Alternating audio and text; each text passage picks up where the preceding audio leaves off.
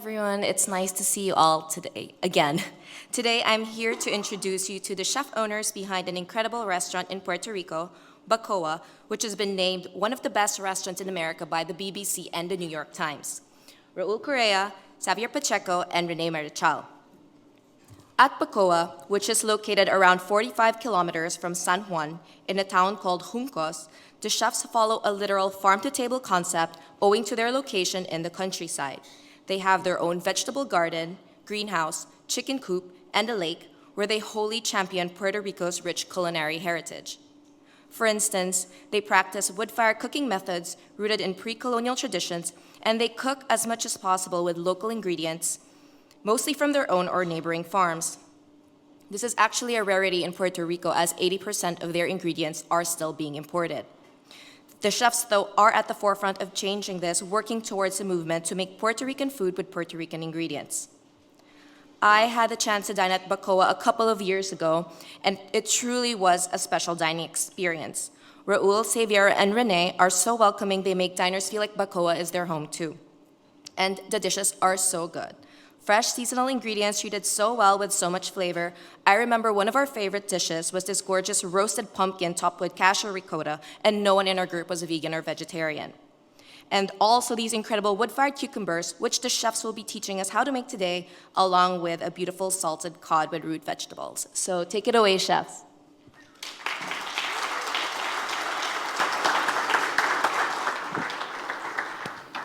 Hi everybody, and thank you for having us. Espero que la mayoría de ustedes hablen español o pongan the closed caption because this is going to be in a Spanish class, so hopefully everybody understand, right? Now to the serious part. Hey, we're going to do today shark cucumber. We probably 70% of the whole restaurant or kitchen is wood fire, so we try to incorporate as much as we can.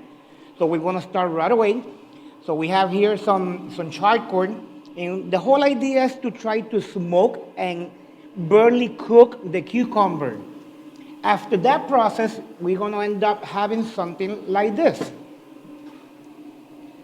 What do you do with the shark skin? You take it away, and then you can dehydrate it and make some like a smoke powder, and you can use it in some other vegetable or stock or whatever. So we also at the same time try not to waste many of whatever we are working on and taking advantage of that. In the meantime, we're going to do a vinaigrette, and our vinaigrette is going to be very simple. Let me look for that. Right here. No, una olla. Okay, right here. So in Puerto Rico, we don't do like French food or nothing. We do our style. We don't try to pretend to be somebody else. We try to be comfortable with who we are. So we call this vinaigrette, but at the same time, you can call it whatever. You can call it a sauce or something. So we're just going to add a bunch of ingredients: olive oil, white soy sauce, Or shoyu. Vinegar, any type of vinegar that you like. It have like an Asian kind of feeling. And also we're going to add a little bit of coconut sugar. Why coconut sugar? Because we like it better. It's not like something that, you can make it yourself. We got some diced shallot. And hey, we are from the Caribbean, so why not coconut? Yeah. All this beautiful brunoise, or you call them small dice. That was Rene. I don't have that skill. You're the skilled one and just like to talk. And then you cook it. So it's going to be like a vinaigrette emulsified. At the end of that, well, now if you want to, what we do is like incorporate, but in other bowl, what we do is like we boil a little bit of mustard seed. After this, it cooks like for 10 minutes. We drain it, and you add the pumpkin seeds. The mustard seed, and you will end up having this beautiful vinaigrette. Sorry, it has also ginger. It have ginger, it have lemon juice. You can add any kind of citrus peel, and then you drain it, and you have this. So Rene is just slicing right now. If I'm going too fast, please let me know. I don't know other way to speak. He's always going fast, I'm always doing fast. by Ricky Bobby. So what we're doing here, You okay, chef? yeah. Fun fact about our restaurant that Sherry was mentioned, we try to buy as much local, but we are so lucky enough to have please Google the restaurant Bacoa. It's beautiful. I have countryside, you have a lake. But at the same time, we have many providers around us. We have, I mean, our rabbit providers from there, goat, and many other vegetables. So we have this goat lady that lives like probably 5 minutes walking distance, and she made this beautiful goat cheese. Very sharp. It's not like the sherbet one. It's like more creamy. Like a chévere. Like a sherbet? Yep. Is that the right spelling? Yes. Sherbet in Spanish means buena gente, which means like good people. Yep. It is. So, like I say, it was like a Spanish class also.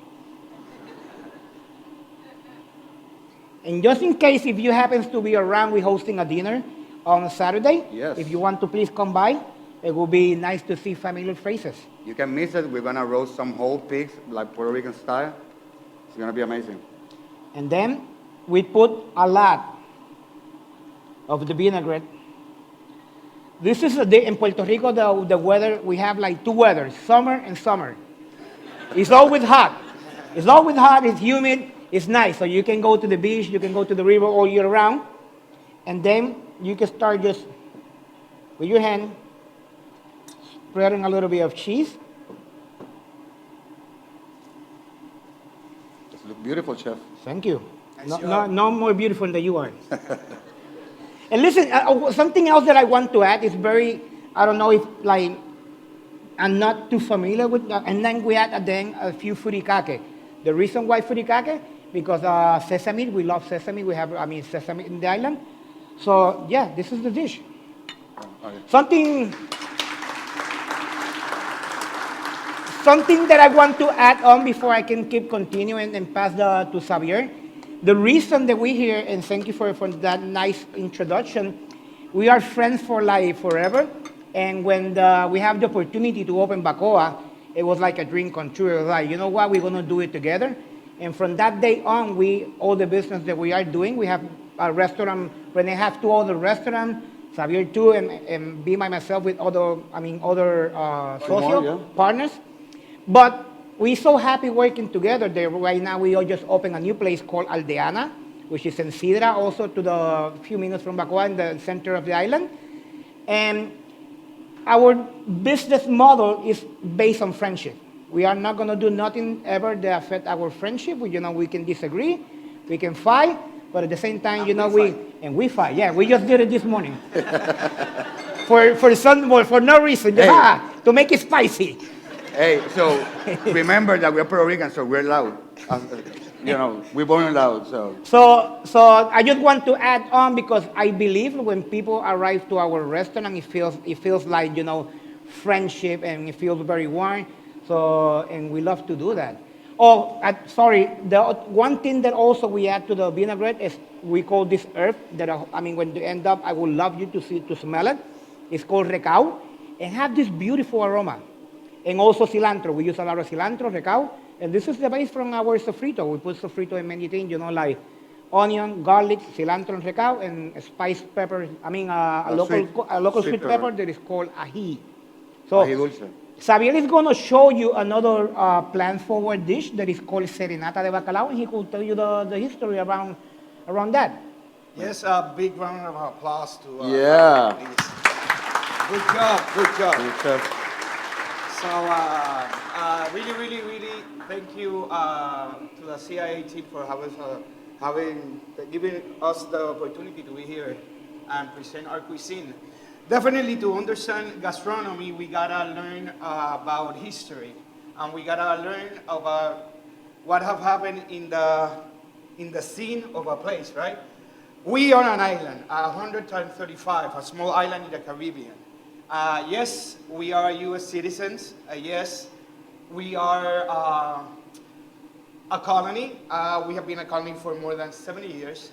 And yes, we have excellent gastronomy.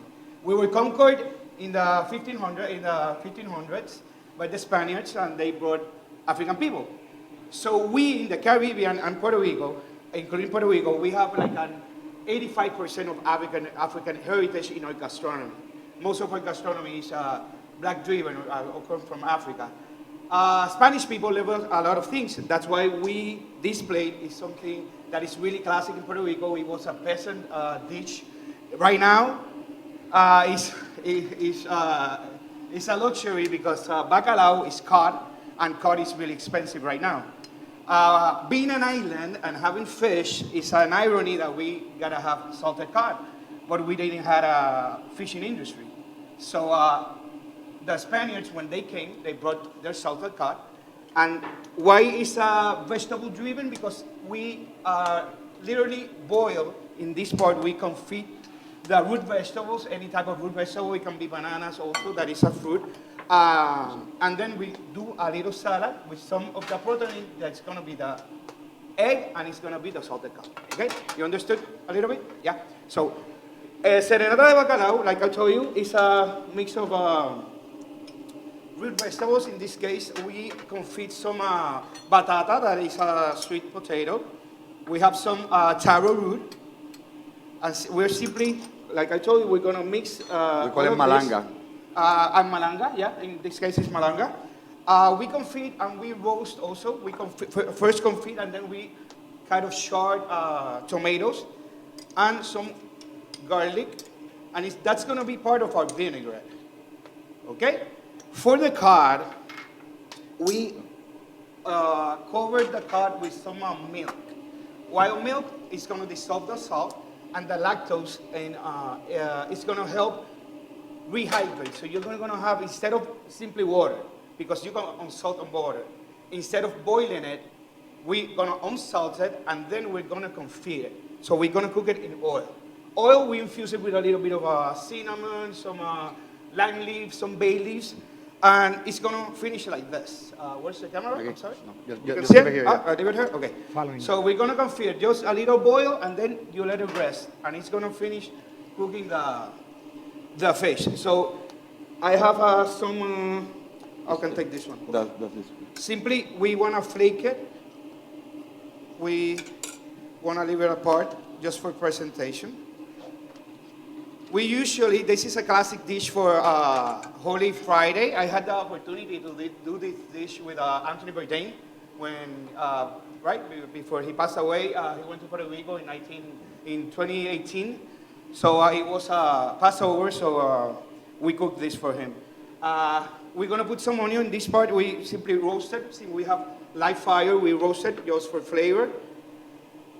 And a little twist we're gonna do, we're gonna take some roasted pumpkin. One part the roasted pumpkin, 2 parts cream, and we're gonna do, then we blend it. And shake. ¿Cómo se dice por ahí? We Strain strain it. it. Then we strain it, and you have like a cream. And that we're gonna put on a creamer, Chef, and we're you- gonna do a foam. You can That's do Spanish, they have the closed caption on. There. So, like I told you, we're gonna have some avocado also on the salad, and we're gonna put some of the recao and cilantro. That's classic in our cuisine. And the vinaigrette is gonna be the oil we use to confit the cod with some citric. It can be lemon, lime, oranges, whatever you have. If not, you can use any type of vinegar. In this case, it's gonna be 2 parts. It's a classic vinaigrette, 2 parts oil, 1 part the acid. Really, really important to let this marinate at least for a day.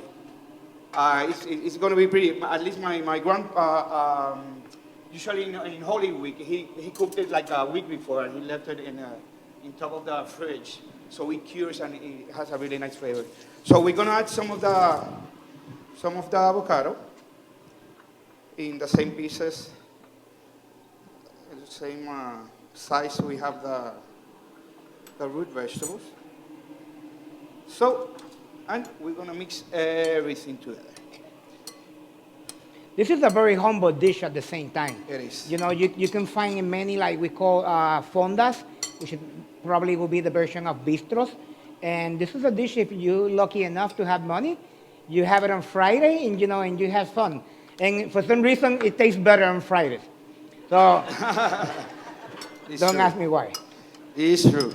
So we're gonna, classically, you put the boiled root vegetables, the avocado, and simply on top you put the salad. In this case, we're gonna, so I can be called a gastronomic artist, I'm gonna put it on the side. You're gonna refine the dish a little bit, yeah. Yeah. So we're gonna put the cut salad. Yes, it's always gonna be a little bit salty, so we try to balance everything with that amount of salt you put in like in the root vegetables, the avocado. That's why you haven't seen me put some more salt, because the salt, it always is gonna be on the cut. Important, don't over on salt the cut. It's pretty, you know, it's a pretty instrument on the palate, so it tastes like it has to be. Then we put a creamer. We put it here. We mix it well. What is the sound again? The didn't. Okay. You practice here. We're gonna have also the serenata is served with a boiled egg. In this part, we just simply separated the yolk from the egg white. So we're gonna put some of the egg here, some of the yolk. Gonna clean before Raul starts telling me that it's too dirty, the plate. We're gonna put some of the foam.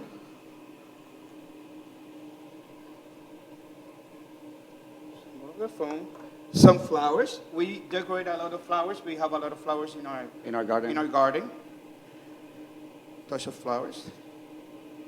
And a lot of love. And the avocado. No, the avocado is in the salad. So Okay. here you have an interpretation of serenata. The foam is, like I told you, is some roasted pumpkin and Calabaza. yeah. Thank you. And you gotta travel to Puerto Rico so you can have the experience to taste this. And you're gonna try it when you leave, in the tasting, you're gonna have some of it.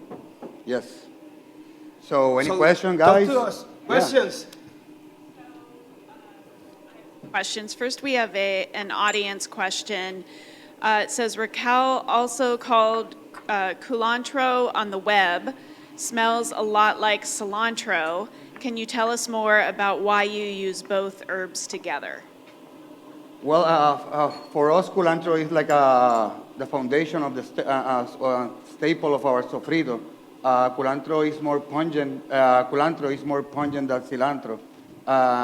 And when you balance it with the cilantro, it gives you like this kind of feel aromatic in your nose and your palate that it's gonna blow you out. Yeah. It's like a combination of cilantro and a touch of oregano. It's like that Maybe. combination. Yeah. And I also wanted to ask you about your mission to be part of this food system where you are working with and are part of an ecosystem of people who are producing local products. What does that look like? What was your initial interest in that? And because in some ways you're really building this with these folks from the ground up. And so one of the things that we do with this summit is to look at people at all sort of backgrounds, whether it's fine dining chefs to high volume food service, to people who are sort of the ideal of operations that are doing things sustainably, to chefs like yourself where you're really having to build this from the ground up. So can you talk more about why you're passionate about doing that, what that looks like, what sort of challenges you face, how you're overcoming things, what opportunities there? We'd just love to know more about that. Well, we were inspired, at least I'm talking about myself. I was inspired when I did my internship in Spain. I lived in Spain for a year, and I learned the farm to table movement.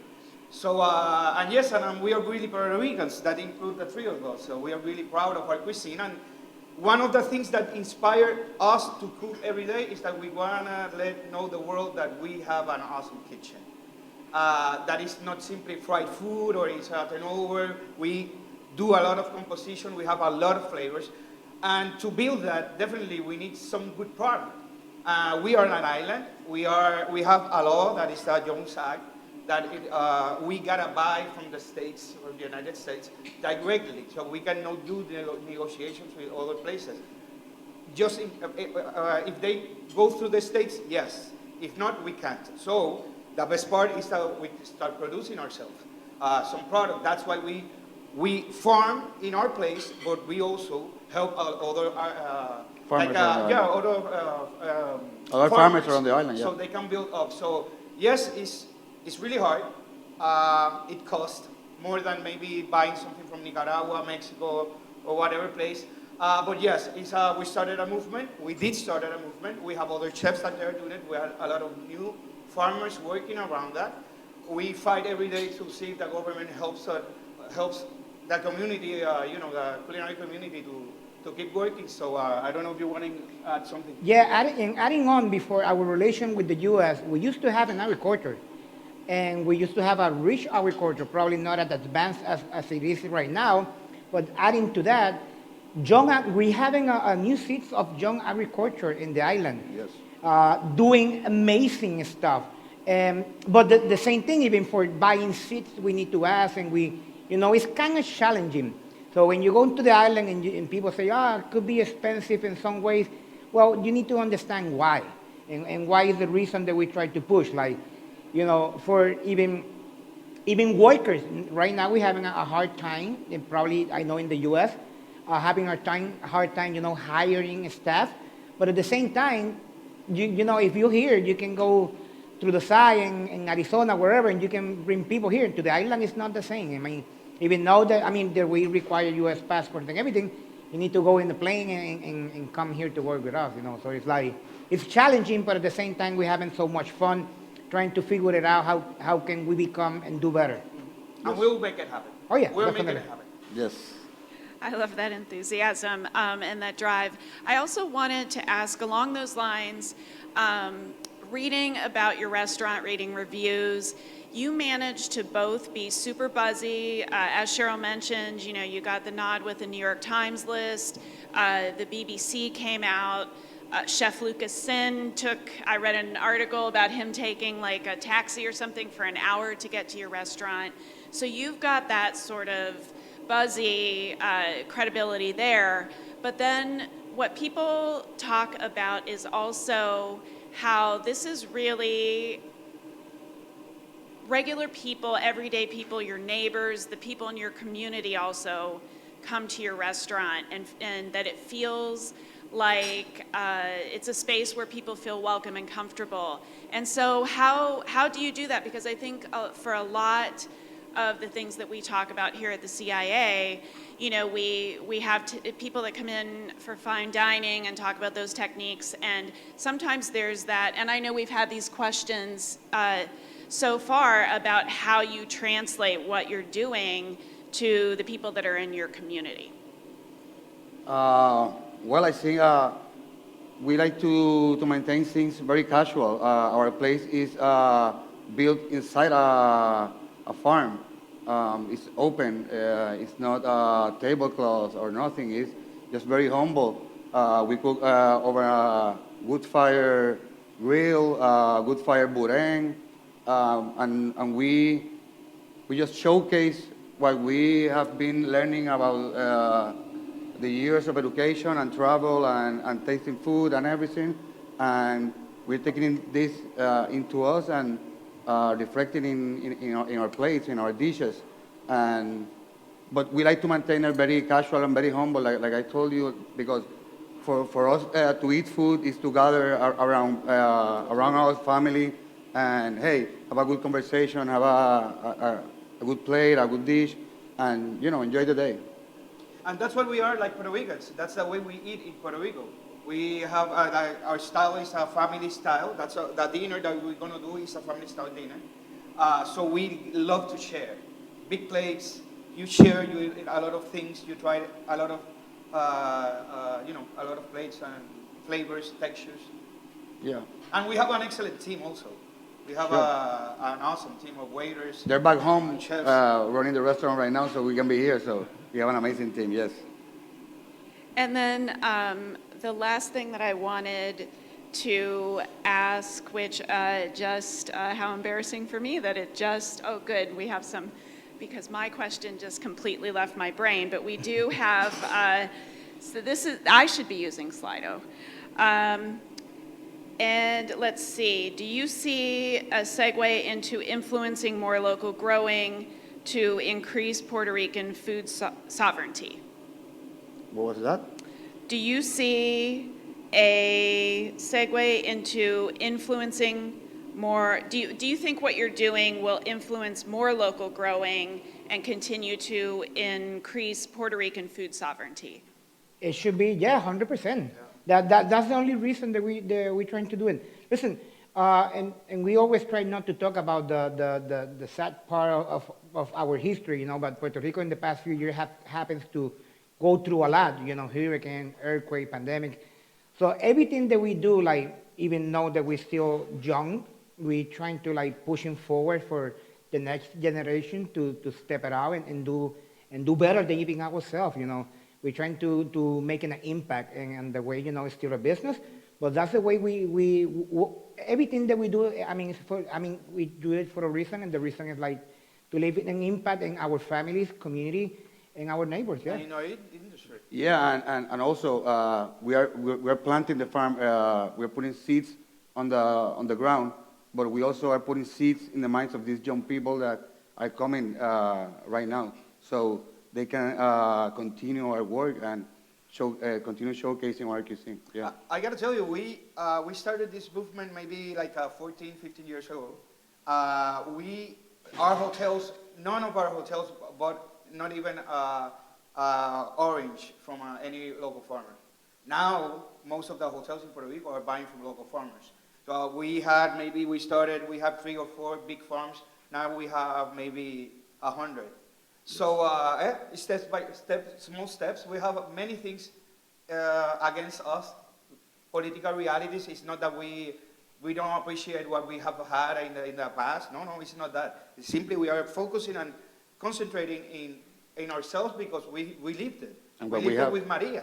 In Maria, we were like maybe 6 months without Power. without food. Why? Because there were no access to the island, and we were blasted by a hurricane. So yes, we gotta think about that. We gotta learn about the past, and we gotta definitely roll up our chef coats and maybe hang them on and go outside and make it happen if we want to change. So that's part of our mission. And along those lines, someone has asked about education, and specifically, how do you educate customers about what you're doing, and how much or little of this do you commit to? But I think also, too, that would be appropriate to, the vendors and the other, your fellow chefs and things like that. You know, that idea of when are you educating, when are you just feeding, when are you just like, here's this thing, we hope you love it. What does that look like for you? Well, like I said in the beginning, we're not trying to be nobody else. We are very happy with our own skin of who we are, and we do what we do. We taste it, we like it, and we share with you. And at the same time, we explain why we do things and the reason why we don't do things, you know. But I think also it comes very natural as a Puerto Rican, you know. Something, inviting people. One of the best things of Maria is they brought the best from us, from all of us, you know. You didn't have no light or electricity, you shared what you have with the neighbor.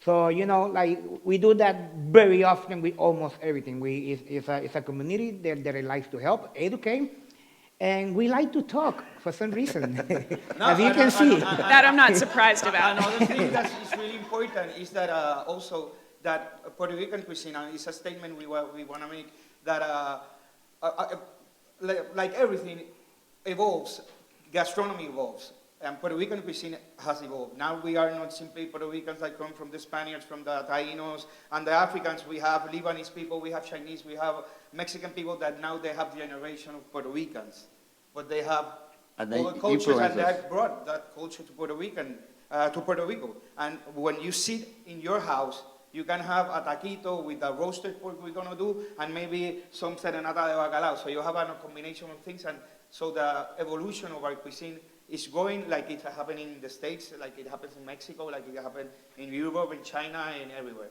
So that's part of our mission, right? To definitely give a seat to the industry. Yeah.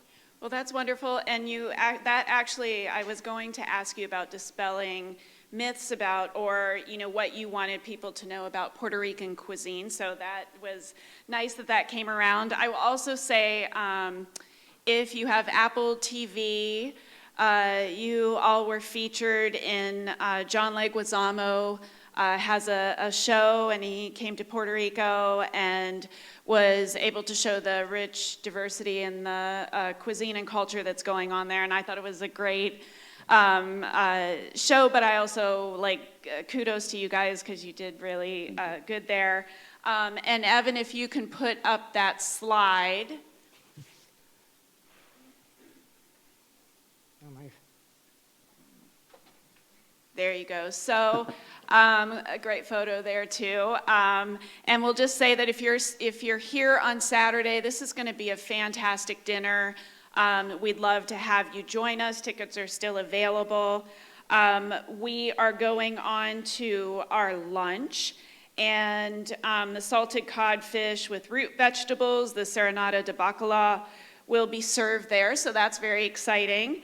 And also wanted to say that we'll also have tastings from Oatly, California Walnut Board and Commission, and U.S. Soy.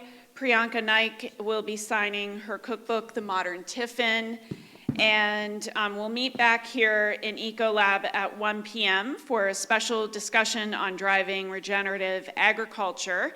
But let's give Raul and Javier and Renee a round of applause.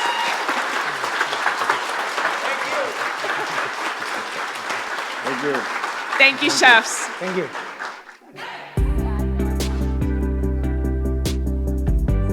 My name is Magnus Young, and I'm the Chef de Cuisine and Culinary Manager at the Cliff Family Winery and Biscuiteria Food Truck in St. Helena, California. The food truck can be found parked outside the Cliff Family Tasting Room, and we serve a seasonally inspired menu with organic produce from our farm on Owl Mountain. This stack cake gets its beautiful color and sweet flavor from watermelon molasses and watermelon butter, and is a new take on a classic Appalachian dessert. Let's start with the watermelon molasses. First, break down a large seedless watermelon into chunks and remove any seeds. Working in batches, puree the watermelon in a food processor. Strain through a fine mesh sieve over a receptacle and press gently on the solids for maximum extraction. I'm going to save some of my puree to use later in my watermelon butter. Transfer the watermelon juice to a shallow pot and bring to a simmer over medium heat. Skim the surface and reduce flame to a low simmer. Reduce the molasses by about 2/3, which takes about 4 hours depending on the pot used. Transfer this molasses into a smaller pot as this will prevent scorching around the sides. Simmer for about 1 more hour. The molasses is done when it has a thick, syrupy consistency and a dark burgundy color. The watermelon molasses can be used on many items, from proteins to desserts. Transfer to a sterilized mason jar or airtight container, then cool and refrigerate. Onto the watermelon butter. This is a fun twist on apple butter. We're making a jam-like watermelon butter that we'll add between our cake layers. Transfer watermelon puree to a stainless steel pot. You'll recall we set some aside when we made our molasses. Add a 1/4 cup of lemon juice. Bring to a simmer and reduce by half. Add a cup of sugar and bring the temperature to 212 Fahrenheit. Stir in some apple pectin and continue to simmer for 5 minutes. As you can see, it has a beautiful color. Cool and transfer to a container. For the cake, we'll start with the dry ingredients. In a large bowl, mix together all-purpose flour, sugar, ground cinnamon, ground ginger, ground cloves, and baking powder. Watermelon is available year-round and pairs nicely with the fall spices in this stack cake. Add the wet ingredients including melted butter, watermelon molasses, 3 large eggs, buttermilk, and vanilla extract. Fold together the wet and dry ingredients until a thick, homogeneous batter is formed. Pour approximately 2 1/4 cups of batter into 3 9-inch parchment-lined cake pans. Gently tap the cake pans on a countertop to evenly distribute the batter. Bake cakes for 20 to 25 minutes in a 350-degree oven. When done, they should be pale and golden in color. Use a cake tester to verify. Transfer the pans to a wire rack to cool for 20 minutes. Once cooled, run a spatula around the edge of the cakes to free them from the pan, and carefully invert them onto the racks. Remove the parchment paper from each cake. Cool for 3 to 4 hours. Now, we're ready to assemble. Carefully slice each of the 3 cakes in half horizontally to create 6 total layers. Using an offset spatula or pastry brush, liberally paint each layer with a 3/4 cup of watermelon butter and stack the layers on top of each other. Some historians believe that stack cake was a 19th century Appalachian wedding tradition, where each guest brought a single layer cake to the ceremony, which would then be assembled and spread with apple butter. So now that my cake is assembled, dust the top with powdered sugar. Serve the cake with a dollop of whipped cream. Although naked cakes seem like a recent trend, this beautiful rustic stack cake is an old classic with staying power and a beautiful and fun way to showcase watermelon.